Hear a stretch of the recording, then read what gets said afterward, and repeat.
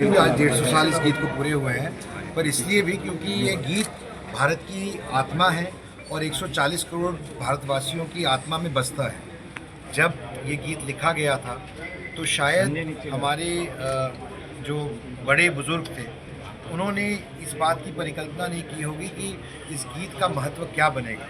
भारत एक विविधता से भरा देश है, लेकिन विविधता में एकता का सबसे बड़ा उदाहरण और सबसे जो प्रस्तुत होता है वो हमारे इस गीत में वंदे मातरम के माध्यम से हमें देखने को मिलता है। और हमें आज के दिन उन वीर सेनानियों को, स्वतंत्रता सेनानियों को, जिन्होंने हंसते हंसते वंदे मातरम बोलते हुए अपनी जान निछावर करने का काम किया, ताकि आने वाली पीढ़ियाँ यानी कि हम खुली हवा में सांस ले सकें। और आज सबसे ज़्यादा ज़रूरत है कि युवा पीढ़ी इसका महत्व समझे, ताकि पीढ़ी दर पीढ़ी ये प्रथा, ये संस्कृति हमारी इसी तरीके से बढ़ती रहे।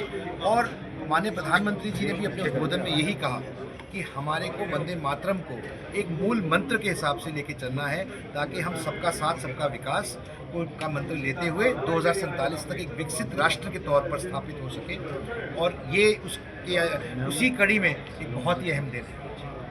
वोट चोरी का मामला बड़ा जो सुर्खियों में है, राहुल गांधी ने खुद जो है, देखिए, मुझे तो समझ नहीं आता कि कांग्रेस पार्टी पहले अपना मन बना ले कि ईवीएम में गड़बड़ी है कि वोट चोरी है। अगर ईवीएम गड़बड़ी तो वोट चोरी की क्या ज़रूरत है। और दूसरी बात, जिन कॉन्स्टिट्यूंसीज़ का उन्होंने वर्णन किया है अपनी प्रेस कॉन्फ्रेंस में, वो कॉन्स्टिट्यूंसीज़ वे हैं जहां कांग्रेस जीती है। तो वो कहना क्या चाह रहे हैं इस बात की तो मेरे समझ से परे है। लेकिन जनता जनार्दन है, जनता ने वोट दी है और वोट की चोट सबसे बड़ी होती है। मैं उम्मीद करता हूं कांग्रेस वोट की चोट से कुछ सबक ले। उन्होंने कहीं ना कहीं माना है कि बिहार में भी उनकी दाल अब नहीं गलने वाली। देखिए, ये बात प्रत्यक्ष को प्रमाण नहीं। और जब भी ऐसी बात प्रस्तुत होती है, जब कांग्रेस पार्टी कहीं राज्य में जीतती है तो वोट चोरी नहीं होती, तो ईवीएम ठीक है। अगर कांग्रेस पार्टी हार जाती है तो ईवीएम में भी गड़बड़ी और वोट भी चोरी होती है। तो मैं, जनता बहुत समझदार है हमारे देश की और वो जागरूक है। मैं समझता हूँ कि जनता सब समझती है। ये फैसला जनता के सामने है और आप पहले भी जनता ने अपना वर्डिक्ट दिया था, अभी भी बिहार में बहुत जल्द आ जाएगा। आप देख लीजिए, प्रत्यक्ष को प्रमाण है। अच्छा, एक सर हरियाणा को 22 बार लगा है और 10 बूथों पर जिस तरह से हुआ और कई पोलिंग भी उसकी बात हुई, क्या मानते हो उस चीज़ को, किस तरह से देखते हैं? ये जो चीज़ों को, फैक्ट्स को तोड़ मरोड़ के रखा गया है लोगों के सामने, ये बात सामने आ चुकी है कि कांग्रेस की जो मंशा है और जो उनकी मानसिकता है वो कहीं ना कहीं अब उस तरफ चली गई है कि जब उनको इस बात का भरोसा हो गया है कि देश की जनता उनके अंदर आस्था व्यक्त नहीं कर रही है, तो वे ऐसी हरकतें कर रहे हैं। मैं आपके माध्यम से भी उनको अपील करना चाहता हूं कि वे काम करें, और अगर वे अच्छा काम करें तो जनता उनको भी मौका देगी। सर, भारत की बेटियों ने वर्ल्ड कप जीता है, देश का नाम रोशन किया और प्रधानमंत्री ने भी मुलाकात की, उसमें से हरियाणा की एक बेटी। प्रधानमंत्री जी ने हमेशा से ये बात कही है कि अगर हमारी घर की महिलाएं सुरक्षित और सक्षम होंगी तो हमारा देश सुरक्षित और सक्षम होगा।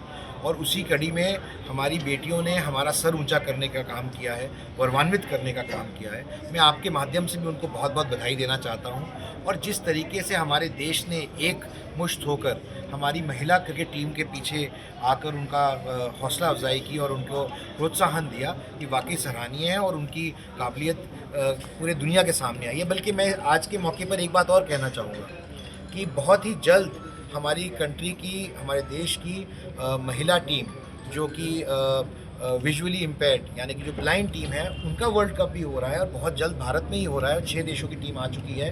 मैं आपके माध्यम से अपील करूंगा कि जिस तरीके से हमने मेंस और फीमेल टीम को किया, उसी तरीके से हम उनको भी वैसे ही प्रोत्साहन दें, ताकि ये तीसरा विश्व कप भी भारतीय टीम जीत के आए। सर, एक लास्ट सवाल है, क्या चुनाव पर इस तरह का सवाल उठाना सही है? देखिए, मैं इस बात का जवाब दे चुका हूँ कि जब आपकी दाल गलती नहीं है तब ऐसी अनर्गल बातें करते हैं। जहाँ आप जीतते हैं वहाँ पर सब ठीक है, जहाँ आप हारते हैं वहाँ सब खराब है। जनता जनार्दन अपने आप। ठीक, धन्यवाद।